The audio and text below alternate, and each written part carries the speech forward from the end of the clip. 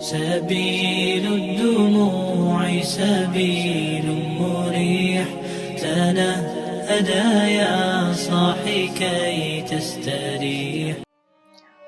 Assalamualaikum warahmatullahi wabarakatuh. Alhamdulillah wassalatu wassalamu ala rasulillah, amma ba'd. Qala Allah ta'ala fi kitabihil karim, a'udzu billahi minasyaitonir rajim. Ya ayyuhalladzina amanu idza nudiya lis-sholati min yaumil jumu'ah fas'au ila dzikrillahi wa dzarul bai'. Kaum muslimin muslimat rahimakumullah, kita bersyukur kepada Allah atas segala nikmatnya. Mudah-mudahan kita dijadikan sebagai hamba-hamba Allah yang pandai bersyukur. Salawat salam semoga disampaikan kepada Rasulullah Sallallahu Alaihi Wasallam. Kita berdoa di yaumil qiyamah kala kita memperoleh syafaat dari beliau. Amin ya rabbal alamin. Ayat tadi yang saya baca adalah tercatat di dalam surah Al-Jumu'ah, di mana Allah berfirman, wahai orang-orang yang beriman, apabila kamu dipanggil, diseru untuk melakukan sholat Jumat, maka segeralah kamu laksanakan dan tinggalkan jual beli.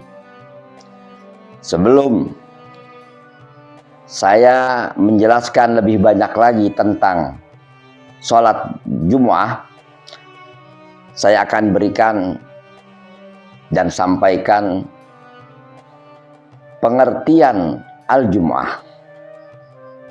Banyak ulama memberikan pengertian tentang Al-Jumu'ah, tapi di sini saya sampaikan dua saja. Yang pertama, Al-Jumu'ah lijtima'in nasi fih.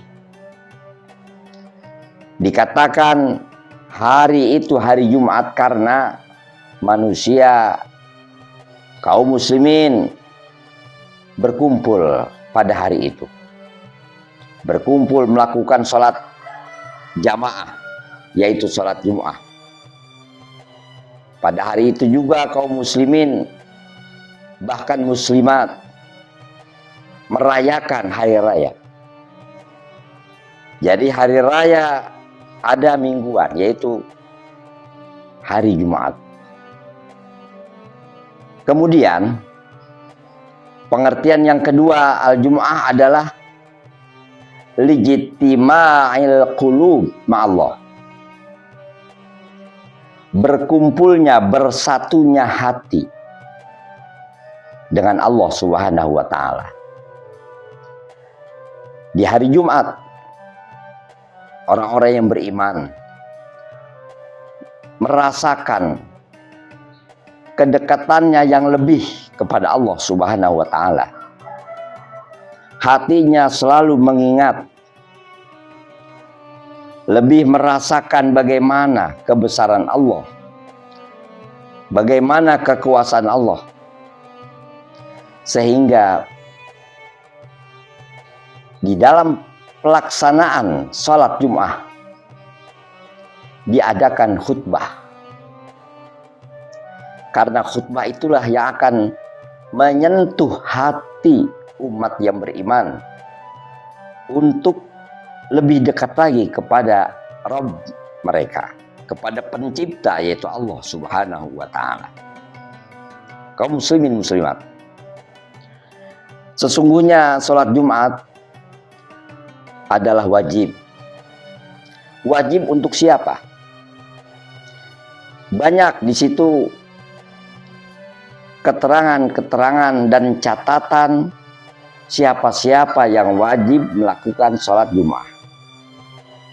Namun yang paling nyata adalah Islam memberikan syarat az-zukurah, yaitu laki-laki.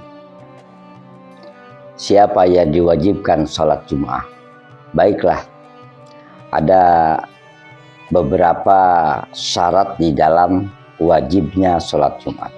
Saya tidak menyebutkan satu persatu karena begitu banyak, tetapi yang benar-benar lebih kita pahami ada dua sebagai tambahan syarat-syarat di dalam sholat.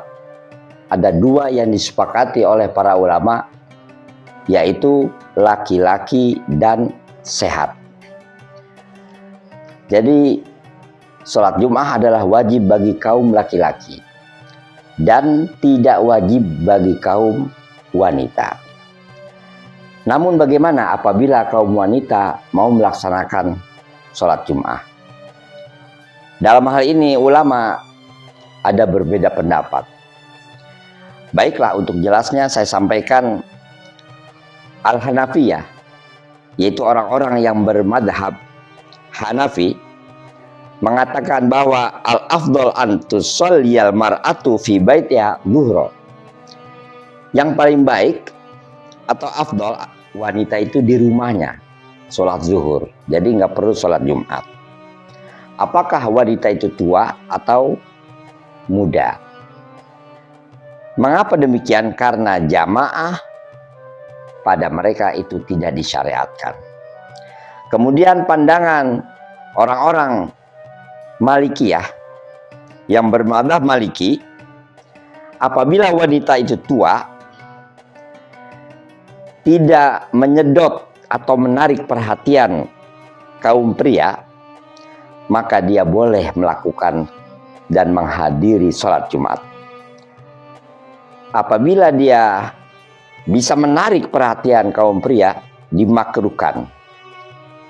Namun jika wanita itu membawa fitnah, ya mungkin dengan dia berdandan berlebihan sehingga siapa yang memandang itu akan terbangkit syahwatnya, maka ini haram hukumnya, karena itu ada fitnah di dalamnya. Nah, kemudian menurut mazhab Syafi'i bahwa makruh secara mutlak kaum wanita itu menghadiri jamaah dalam sholat Jumat atau lainnya apabila membawa birahi kaum pria. Mayoritas dari pendapat para mujtahid yang baru saja saya ketengahkan, saya sampaikan bahwasanya wanita mendatangi sholat Jumat haram hukumnya apabila memang mendatangkan fitnah. Umumnya jelas yang mendatangkan fitnah adalah yang muda-muda. Nah, hadirin sekalian, bagaimana ini Jumat dilakukan? Tentunya sholat Jumat ini dilakukan diawali dengan 2 khutbah. Ini persyaratan. Bahkan ulama menjelaskan 2 khutbah ini bisa dijadikan sebagai rukun daripada sholat dan syarat sahnya sholat. Bagaimana supaya sholat Jumat kita itu sah? Nah, di situ para ulama memberikan syarat-syarat. Saya nggak perlu jelaskan semua syarat-syarat. Yang saya sampaikan hanya 1 syarat, yaitu dilakukannya 2 khutbah. 2 khutbah ini menurut jumhur ulama adalah sebagai syarat sahnya sholat. Mengapa demikian? 2 khutbah dia adalah ganti daripada 2 rakaat yang kurang. Di mana kurangnya? Aslinya adalah sholat zuhur. Sholat zuhur kita tahu bahwa 4 rakaat. Nah, kemudian sholat Jumat 2 rakaat. Namun di mana yang 2 rakaat yang lain? Nah, itulah 2 khutbah. Dengan demikian khutbah dijadikan sebagai syarat sahnya sholat Jumat. Nah, kemudian hadirin sekalian, siapa yang menyampaikan khutbah ini?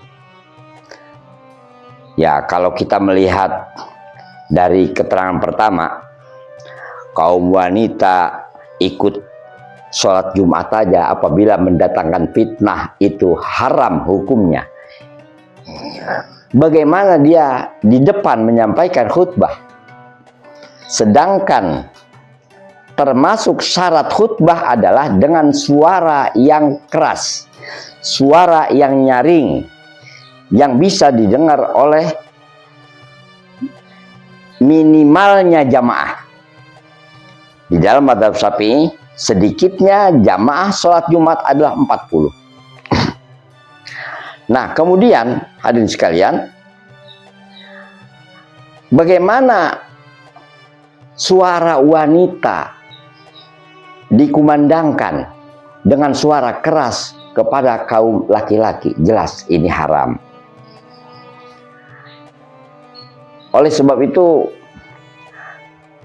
bisa disimpulkan, karena tadi saya sudah sampaikan bahwa sholat zuhur 4, kemudian sholat Jum'ah 2, kemana yang 2 lain? Nah, yang 2 ini adalah khutbah. Oleh sebab itu 2 khutbah bisa dihitung sebagai 2 rakaat yang kurang, sehingga dia dijadikan sebagai syarat sahnya sholat. Karena memang imam Jumat itu harus laki-laki, sedangkan 2 khutbah dapat diposisikan sebagai 2 rakaat yang dikurangi, dan 2 khutbah ini terkait erat sekali dengan sholat. Maka